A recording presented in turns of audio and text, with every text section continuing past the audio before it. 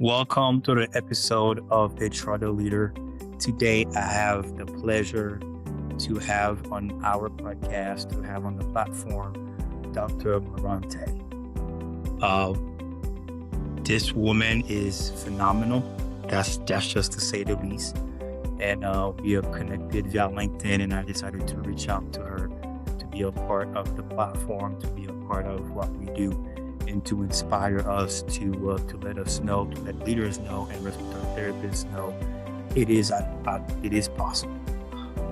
So I'm gonna go ahead and read a little bit of her bio, and then I'll let her introduce herself.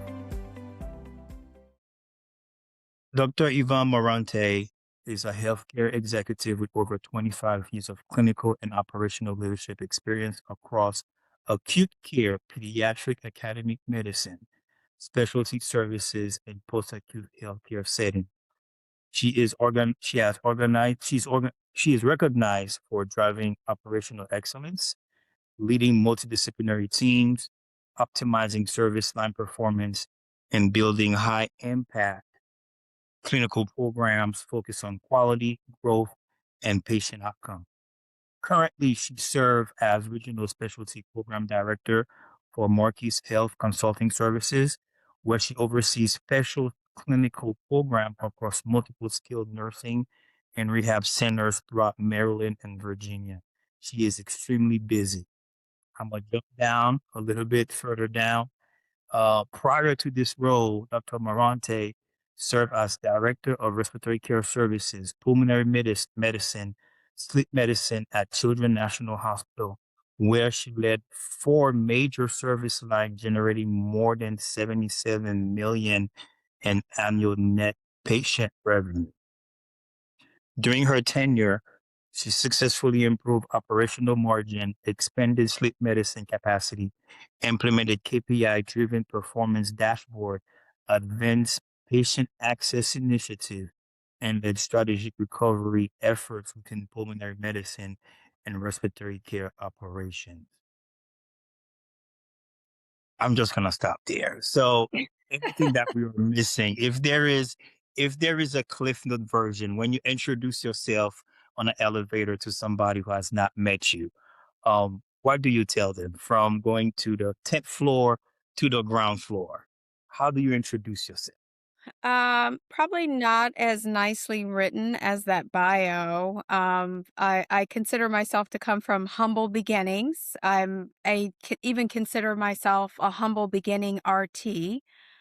Just to give you an idea. So I'm at year 26 of being in respiratory therapy. I started respiratory in a one of the last 14-month CRT programs, and then have built my career on that CRT credential. Um, so when people ask me about, hey, what have you done? Where have you been?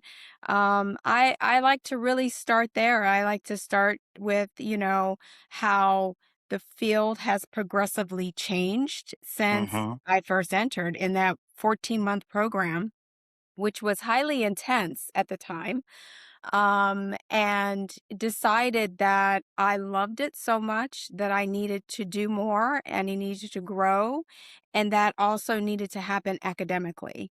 So that's why I completed the 14-month program. Um, I decided that BNCRT was not enough, that I wanted to be registered. And along with that, as years passed on, I started to earn specialty credentials because I really wanted to showcase being the subject matter expert. Mm-hmm. Um, so that's how I end up, with a lot of credentials and a degree. And I also listen to a lot of my peers and some of my mentors who were very transparent in saying that, hey, healthcare is going to change, and you've got to be prepared to change and transition with it. So that's where a lot of the degrees and the credentials, that's where they all stem from. So I left that out when I introduced you. So let's go ahead and talk about it. So, right, Sure. from CRT to all the acronyms, all the letters behind your name. Let's talk about it for a few seconds. Sure, sure. So let's talk about my beginning in my career. So Mm-hmm. I started off working at a very large academic hospital in the Chicagoland area. It was a level 1 trauma, very busy, high acuity, very overwhelming, I would say, for a new RT or just RTs in general. And so after I became registered, I think I became certified in 2000. I became registered by 2003. And then by 2005, I think I took my NPS, which became neonate pediatric specialist. I think from there I became asthma educator certified. That was probably I took it probably around 2006, and this is when the credential was new. It was way before the MBRC took over. And I think my latest one was in 2015, and that was the ACCS, which is the Adult Critical Care. And I think that credential was still relatively new. I think it only Mm-hmm. been out for maybe a year or 2 years. Um, but I think the motivation for me to become credentialed was that when I was working at the bedside and doing patient care, I wanted not only my patients, my peers, my colleagues to know that I was a subject matter expert, but I wanted it even for myself. So as I transitioned in from adult care to pediatric care, before I really even started taking care of the pediatric and neonates, I sat for the credential because I felt like it was not only important to have the clinical bedside experience, I felt like, the didactics of that needed to also be showcased and for me to have a full understanding and a background in that particular area. So, and I did that for asthma. I thought of that way for the adult critical care credential.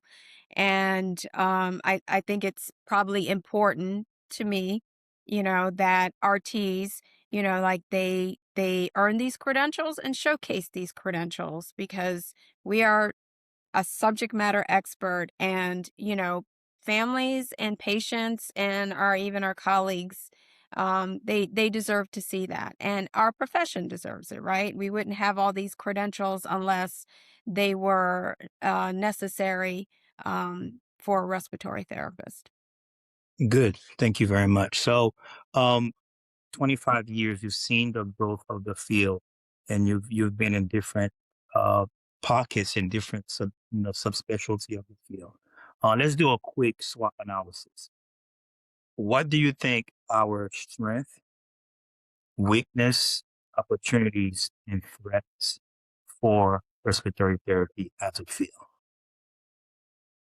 So I think our strength is that in healthcare is like we are needed, right? Like patients, respiratory related diseases, they're not going away. The need Hmm. for the services that we provide, it's not going away. It's actually growing, and I've seen it grow quite a bit over the last 20 plus years. So I think that is a strength. Um, I think that the weakness is that the demand for us outseeds the number of us.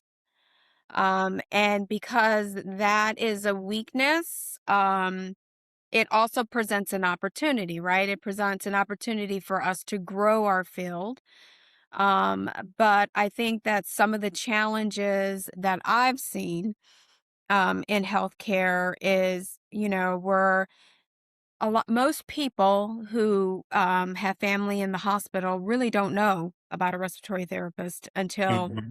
they've either encountered it themselves or they've met one when their family was in the hospital, right? Most of the time people on the general public, they believe that there's only nurses and doctors in the hospital.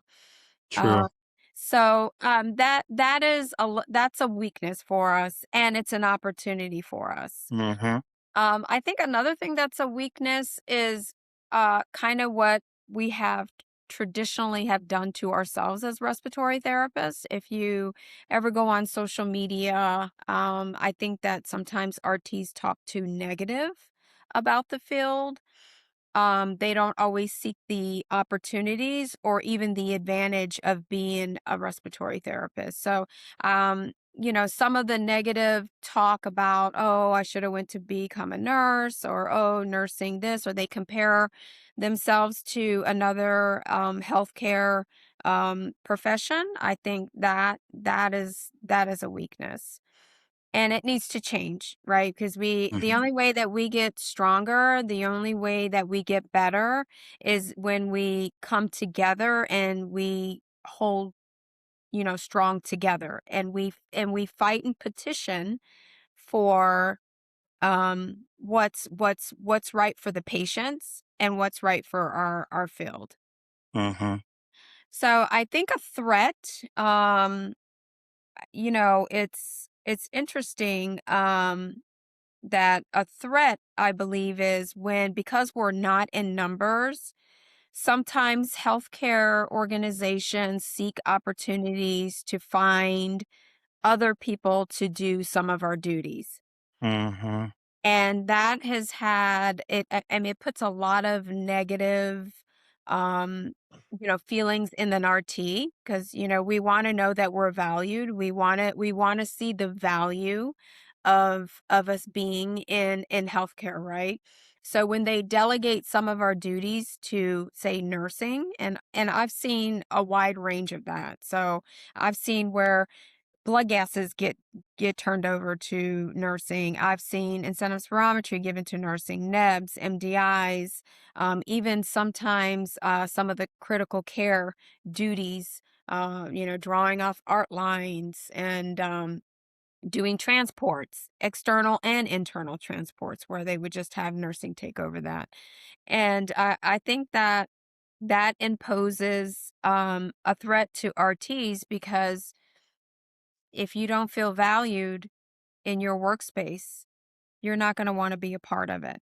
Hmm. So, RTs, I know that have felt like, why am I here? What's the purpose of me being here if you are finding somebody else to do my job?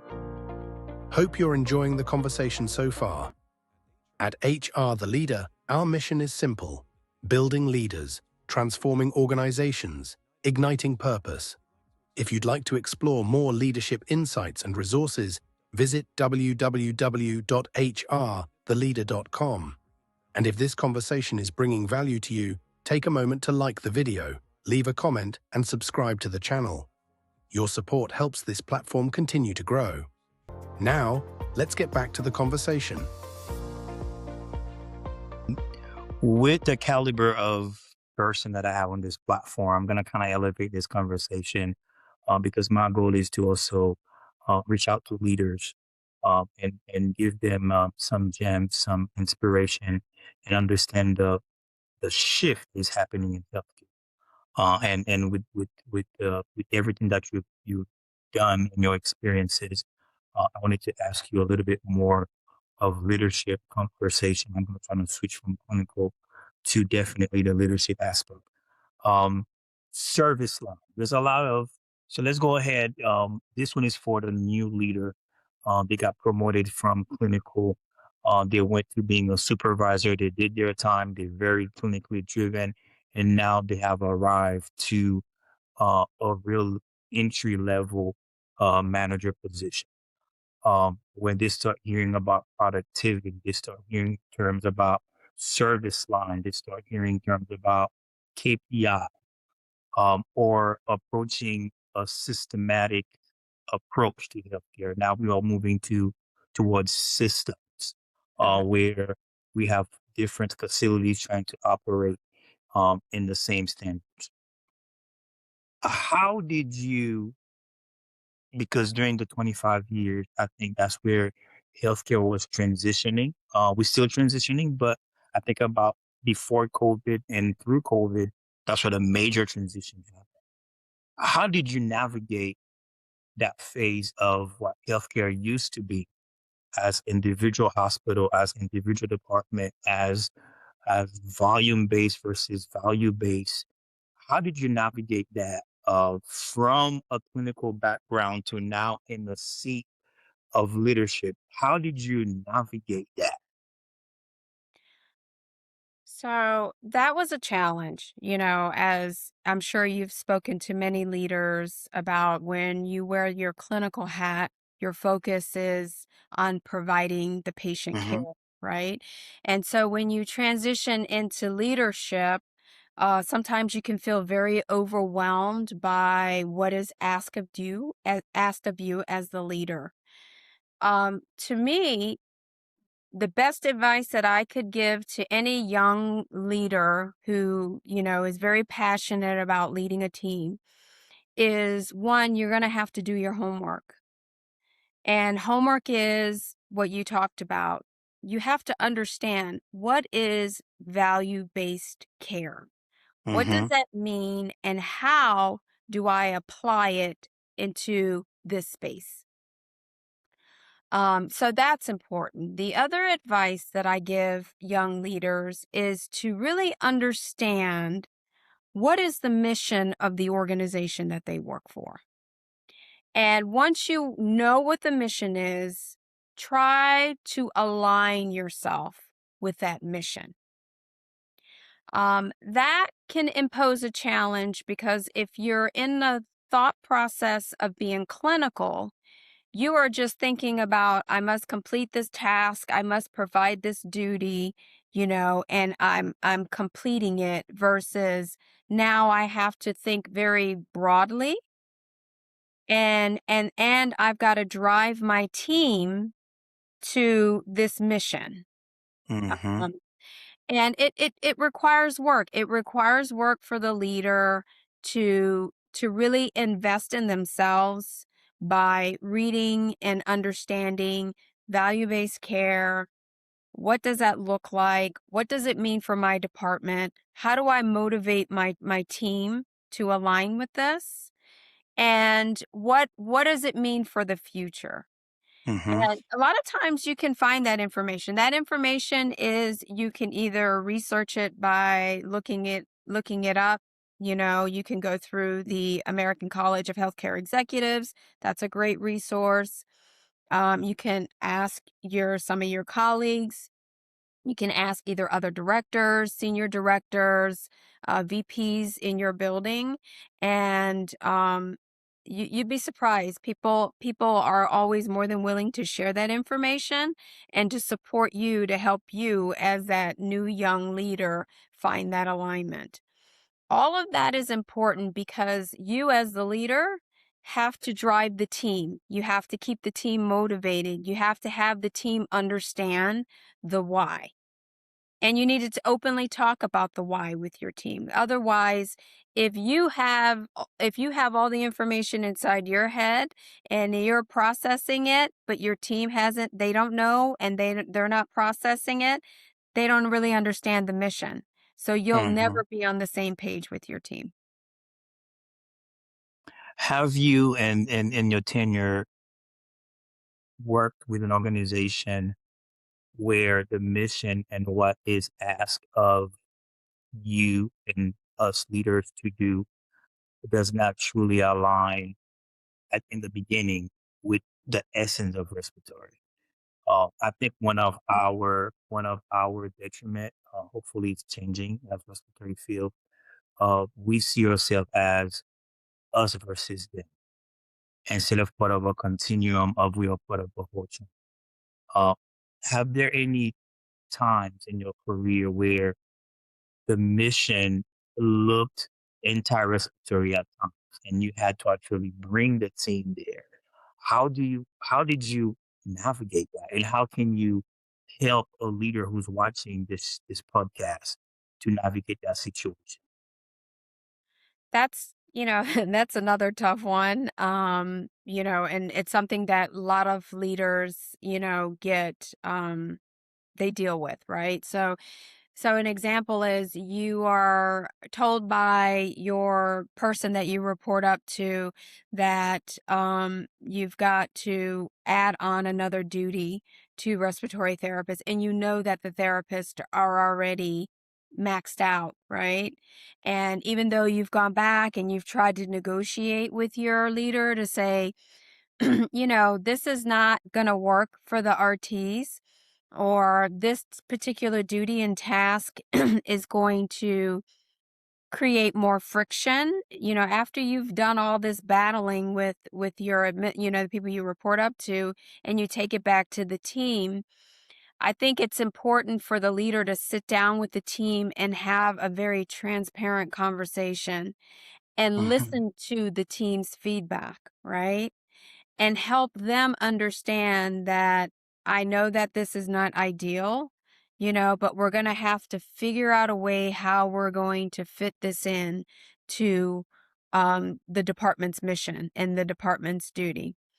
And then also to keep showing up for them and keep advocating for them, and letting them know, like, hey, I want to let you know I met with the VP and we discussed these things, and this was the feedback that I received. Sometimes leaders are trying to hold on, and they're trying to take on so much. So they want their team to know that they're supported, but they want their boss to know that they understand the mission. And Mhm. then they're also trying to prove to themselves that they can find a balance, right? And sometimes it gets the shifting of it can be a little overwhelming. Sometimes new leaders are trying to spend too much time to get their team to like them or think that they're the best boss, and then they're shifting the other way, and they're really trying to make their boss happy and show that, hey, I can take on these extra duties. And when that happens, I think that it's a disservice to the leader, because they have to fall into the middle. And Mhm. there are sometimes it gets to the point to where you're not making either side happy. So when that happens, you end up being in the middle, and then now you're going to be forced with accountability and holding your team accountable. And that's Yep. that's the tough part too. Great answer. Another question for you. You've led in different arenas from post-acute to acute to pediatric to service line to special care nursing units. What are maybe two or three leadership principles that remain true regardless of the setting, the environment, the population that you're leading? A few of those leadership that you've encountered, they may not be universal, but during the 25 years and every different aspect you've led, share some principles that remain true no matter which area or what area you've worked. I think that the probably the most important one is to be true to yourself, and Mhm. always remember why you are there. Why did you choose to be a leader? Why do you continue to show up? I think that's so important for all leaders. The other one I think is really, really important, um, is transparency and being honest with your team, and recognizing that every day is not going to be a good day and every day is not going to be perfect. And then I think the third thing is not to take things personally. And I think that a How do lot you do that? you separate yourself from it, right? Which it takes some growth, and it takes some learning, of personalities and people and stuff like that. So when you have um when you have people who report to you who are not happy, you have to sometimes step aside and say to yourself, when they come to you and they're upset. So maybe they're upset about their schedule, or maybe they didn't like the way you responded to a request that they had. You have to sometimes step to the side and realize, like, them being upset is not a personal attack against you.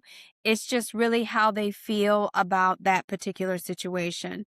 And maybe their request meant more to them than you realized, right? And so Mhm. when they come back and they're angry and maybe yelling at you, that you got to realize, like, that that's not them coming against me. That's just, they're just upset about the situation.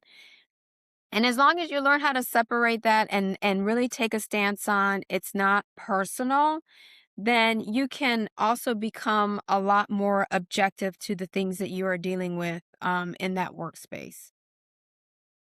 Very good. Um, Straight into the following up with those answers for a new leader again, who are now they are reading books, they are going to podcasts, and they are listening. Now, there's a new term, not new term, but it's been trending for the past few months in healthcare: psychological safety.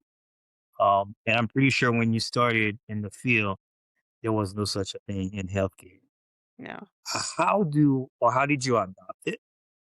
And how do you implement it? And how would you help a leader grasp that concept and put it into practice?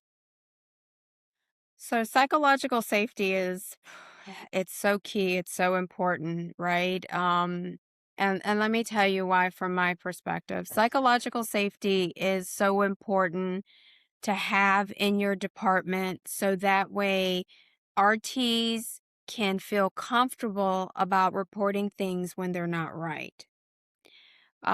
Psychological safety plays a big role. It's key in patient safety. Mm-hmm.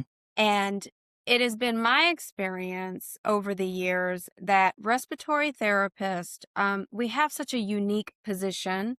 And I love what we do, right? So we come in, we perform our therapy, and then we leave. It's not like nursing, where nursing is doing a lot more interaction with the patient. There's more interaction with family and even the provider. Well, a lot of times when the RT walks into the patient's room, they may witness or they may find some unsafe things related to the patient. So, think about even for yourself, how many times did you walk in, the patient's supposed to be on a certain liter flow of oxygen and they're not, and you know that probably the nurse or maybe even the RT prior to you did not put it on the right, back on the right settings. Or even you've come in behind a provider who is not supposed to be touching the ventilator and they went and made some adjustments, and now the patient's in a lot of distress. Mm-hmm. It has been my experience over the years that RTs do not feel comfortable reporting it. They see it as, well, I don't want to tell on anybody. They don't see it as a sense like, no, it's not about blame. It's not about finger pointing. This is about just recognizing that there is a flawed process that potentially or even sometimes deliberately hurts the patient.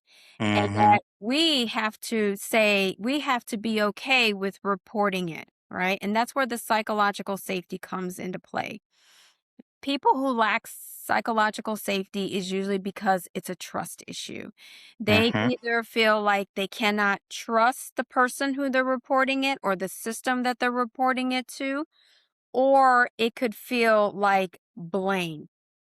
And some of that has to do with the failed system that we have in healthcare, right? I mean, that there was a whole thing that came out is to err is to human. Like, we don't want to own our mistakes. We don't want to admit that we are human and we can make mistakes. There has been a very big push for many years for healthcare to be an HRO, a high reliability organization. And we don't fully embrace and adopt that methodology because we're afraid to tell that we've made a mistake or somebody else report that somebody else has made a mistake. So I think what's important for leaders is to build good trust and rapport with their team and not just allow your team to report these, but for you as the leader to kind of protect and buffer your team from feeling like there's going to be some form of retaliation for speaking up and reporting anything. I like that. Psychological safety is patient safety for sure. Um, this one is big. I remember my first, as a leader, the first call I made, and that was a bad one. and it led into a major setback. I'm sure you've had setback in your career. How do you turn, or how have you turned setbacks into a launching pad for success? Um, well, I mean, I think it happens to everybody. I mean, it's happened to me a few times. First and foremost, you know that when one door closes, it's only meant for another one to open. So if you find that you're in a situation to where either the position is not working out, maybe you tried to pivot to something that just didn't really align or feel right with you.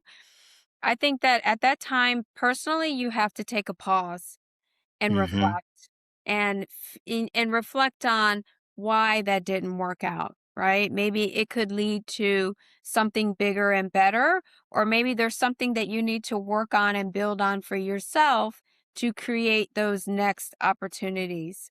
Um, mhm, Self-reflection is tough, because we have to have honesty with ourselves to say, okay, what could I've done differently? How could I've handled something differently? Or, if I change my reaction to something, is it going to give me a different result? Um, and I think about the first my one of my first leadership roles, believe it or not, I was out of school. I think I had been out of school for maybe a little over a year, and I took on a clinical team leader role, which is like a shift supervisor. And the job was very, very overwhelming, and it was very stressful. And, somebody being still kind of relatively new in the field and then managing people. So I was learning how to manage the shift, which included all of the clinical aspect of it. And then I was managing RTs who had far more experience than I did. Um, and the work volume was really, really high. And after doing it for a few years, I I felt myself really starting to feel burned out from it. mhm. And it was creating a lot of physical stress for me.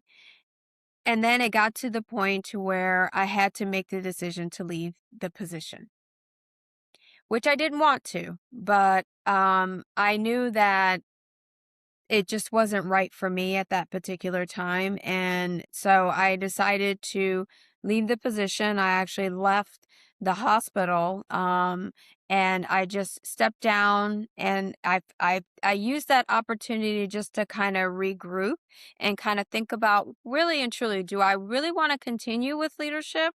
Do I feel like I'm good in leadership? What do I need to work on to be better in leadership? And then also to explore other opportunities. And so that's what I did. I took a few years off and just did patient care. And then another position came up, which was, at the time, it was called a resource coordinator, which was also another, like a like a shift supervisor position. Mhm. But this one also included some educational things. So I would be like an educator slash supervisor for my shift. Um, and so that gave me an opportunity to kind of reflect. And then when I got back in it, it kind of built my confidence again. I felt better about being a leader, and I had reflected on a lot of the things that I had experienced, and, took the time to think about how was I going to do things different. And I think that's important for all of us, even if you transition to a position where it's lateral for you. Maybe you're going to go work in the adult hospital, and now you're going to go to a pediatric hospital, right? I think that there has to be some reflection, some self-reflection of the individual to look at, hey, how can I do things better, or how can I shift myself to create a different outcome. Good, I like that. Recently, one of my leaders asked me, "Where do you see me in 5 years? You think I have it to elevate to the next role?" And I had to tell them, it's not what I think or what you want to do. It has to actually first come within. And Yep. this is exactly what you did. And that self-reflection part, self-awareness, and really you need to have it built in and then bring the external factor to it. Um, let's talk about the shift in healthcare from 2020 to 2024 around COVID. We know we everybody saw the shift. Um, do you think healthcare is done shifting, or the shift is still evolving? And what are you most concerned about for the future of healthcare? So in the current state, there's a lot of things that make me a little nervous about healthcare. I'm not gonna lie.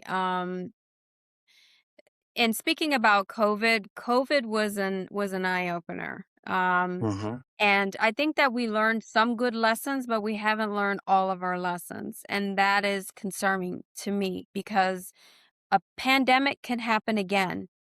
And can we honestly say that we'll be ready? I I don't don't think think so. so. Mm-mm. No. No. And I saw this. So when I graduated from RT school in 2002 and 2001, I was at work watching a TV as 9/11 transpired. And that was a very scary time. So even though I was not in New York City, I was in Chicago, there was a lot of warnings to us that we could possibly see some terrorism in the city. Mm-hmm. Mm-hmm. And it really shifted my thinking, and it created some level of fear. So I think that for me in healthcare, that was the first time that I had been exposed to something like it could be so catastrophic and it could impact all of us. The other thing that I saw was with Katrina, and that was the one that really just broke my heart. And I don't know if you've had an opportunity, but if you ever saw the 5 days at Memorial, if you've not watched it, I recommend for anybody to watch it. It speaks to how quickly things could shift even during a natural disaster. Mm-hmm. That, and then even years later, COVID came. And even though we've had these tragedies and these things that were highly impactful to our environment outside of our workspace, it doesn't feel like we are prepared enough in healthcare. And because COVID was an eye opener for some people who left healthcare, now we've got these huge staffing gaps, more than we've ever had before. Mm-hmm. And it's hard to navigate operations when you don't have the staff to take care of the patients, but the patient population is growing, the Yeah. acuity is higher, the demand and the need is there. And then to top it off, we're seeing now big cuts in reimbursement. So then the financials are not even there for healthcare organizations, and hospitals are closing. These access to care is now coming back because we've seen this problem before. It's coming back again, and there's no fast or easy solution to correct it. And yeah, I want to feel encouraged. But it's tough. I mean, even for respiratory therapists, how many respiratory therapists are there? Was what, maybe 150,000 in the United States, Mm-hmm. I Not live enough. Not enough for what not we need to enough. deal with. I live in the DC area, and the DC area has a severe, they call it the DMV, so it's DC, Maryland, Virginia. They're all bordered together. They have a severe shortage of respiratory therapists in this area. Mm-hmm. DC alone has maybe 350 licensed RTs, and there's like 13 hospitals. And the schools are not putting out enough respiratory therapists in this area. And we're not the only area that has like these deserts of RTs. You have some pockets, all throughout the United States where they're seeing the same level of problems. So yes, health, not enough healthcare workers. And what is that going to look like for the future? Scary. Um, let's try to be optimistic. What excites you about the future of healthcare? You know what excites me? What excites me is that we're still here. And Mm-hmm. and there's still a lot of organizations that are very passionate about taking care of patients. Mm-hmm. And there is still a whole team of people that care about what we do and why we do it. And that's what Mm-hmm. keeps me motivated. Well, even just recently, last week, I did the fly-in for the AARC. Have you done the fly-in? No, tell me No? about it. A bit. Okay. So that's where, you go in and you lobby on Capitol Hill. And you're lobbying on behalf of not just the patients, because we lobbied the SOAR Act, which is the Mm-hmm. supplement oxygen. But we're also lobbying for RTs, and we're lobbying for RTs to get reimbursed Mm-hmm. for some of the services that they provide. And in the future, there's going to be more lobbying for reimbursement pay for RTs, some telemedicine, so some reimbursement for telemedicine for RTs. And we've got compact licensure that's on the table right now. So Yeah, this all one's of those big. things are very exciting. They're exciting to me, they're exciting for me, but also for just healthcare in general, that there's still enough of us that care, so there's always hope. Good. This one is a personal question because I'm dealing with it now. Okay. And I need advice. What? How do you switch your mindset from leading inpatient and outpatient? Because I know you actually from your bio you grew service line from outpatient as well from sleep to pulmonary diagnostic. Actually, one of my call center is outpatient pulmonary diagnostic. How do how do you switch the hat? And what is give me three different ways I need to look at it where I can't approach outpatient the same way I approach inpatient. And what are some some key index I need to look for outpatient population? Um, yeah, outpatient is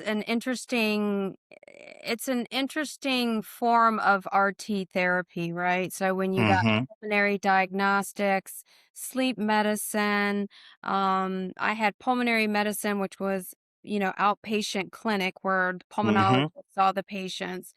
So I think that what's important for you to do is to really understand operations, just in general. Okay. That in itself will give you the foundation of how you switch from inpatient to outpatient. Mhm. So the operations of your diagnostic center is, what drives revenue? How do you schedule your patients? Those are Mhm. all part of your operations, and that's where you need to master that knowledge. And so that way you can run it just very effectively and efficiently. Mhm. So switching off the hats it's actually very, believe it or not, it's very streamlined. We just think of it separate, and then sometimes we get nervous and we're afraid because we're like, well, I can tell you all about how to check a ventilator and how to give nebs and how to create a workflow for inpatient, but I'm just not really up to par on what's going on with this outpatient. And a lot of it is just, really understanding one, what's the workflow for that particular area. Mhm. Two, what does operations mean for that area? How do you make your money? What are your CPT codes? Three, how do you staff it? Who do you staff it with? Right? And then three, one very important one that might be missed is connecting with your pulmonologists and your providers, because they are the key people in your diagnostic center because they're the ones who sign off on your PFTs. They're the ones that you have to align with to make sure that, the services, the RTs are performing the diagnostic testing correctly, because sometimes that's a challenge itself. Mm-hmm. So that's my advice. For sleep, sleep is a little different because it's not what we fully learned in school. But really spending time with the team that knows it the best. And they're the ones who can teach you. Sitting down, spending time in their space, spending time with them. Hey, help me understand, how does your day start, or how does this work? Or how do you handle this situation? Um, you know, Depending on your team, it will be key. And once you really sit down and listen, and then you spend time in these areas, you'll learn it, you'll pick it up, and you'll start to master it pretty quickly. Good. Thank you very much. I'm gonna use some of those tips for sure. Yeah. I do have a meeting with the outpatient teams in a few weeks.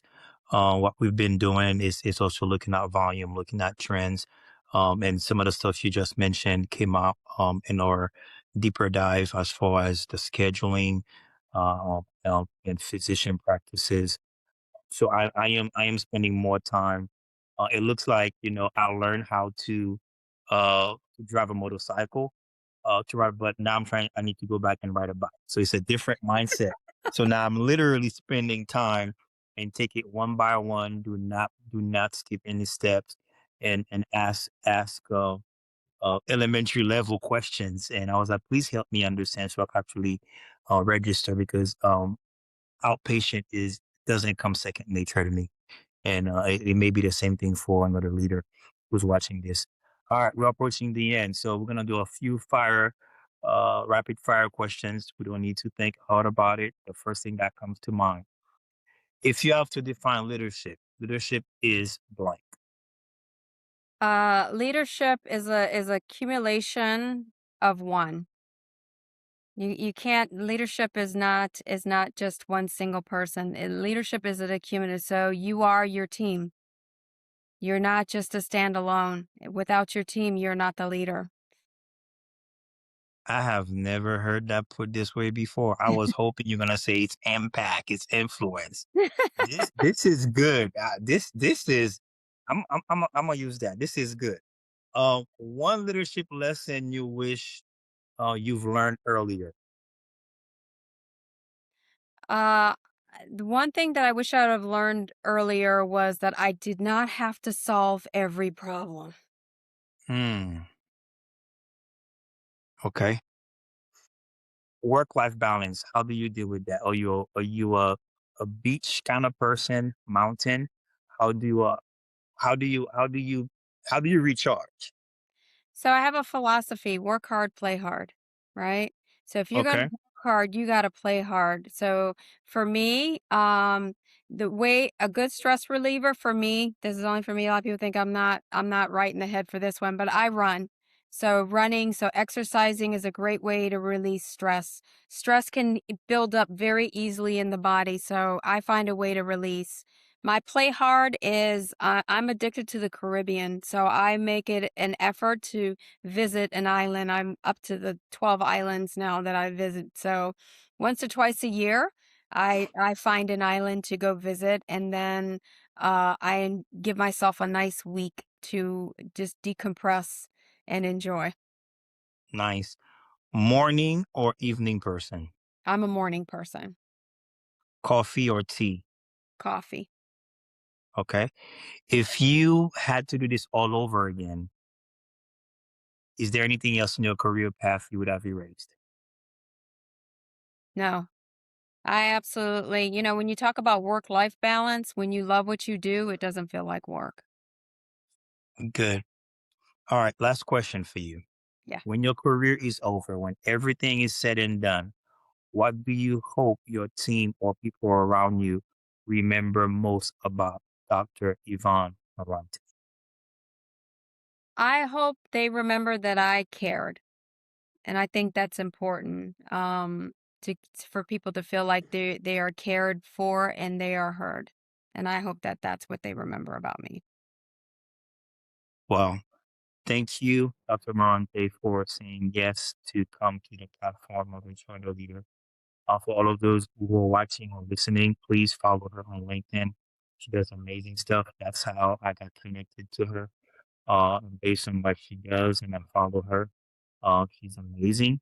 I try my best to cover a whole lot in an hour, but trust me, with everything she's done, an hour is not enough. So definitely get to know her, connect with her on social media. One last question, mentoring. I had to jump in because you have a lot to offer. How do you feel about mentoring, and are you mentoring anybody? I am a full supporter and believer of mentorship. Okay. Because I mean, I've always believed, I feel like I've been blessed in so many ways, and the only way that I can continue to be blessed is to kind of give back. So I've always made it a point to give back. So that's why when you reached out to me, that's why I said yes. Thank Because you very much. I think it's important, and I love now seeing social media. I love seeing respiratory therapists on social media. I love seeing all these podcasts and RTs talking and sharing. They're sharing clinical information, you're sharing leadership information. I mean, I am so thrilled by that because that's how we learn. That's how Hmm. we get better. That's how we get stronger, right? I can share a lot of my information with you to help you be better because somebody shared it with me. And I Hmm. think that we should never try to gatekeep anything because the information is everywhere. Good. Any final words before we say goodbye?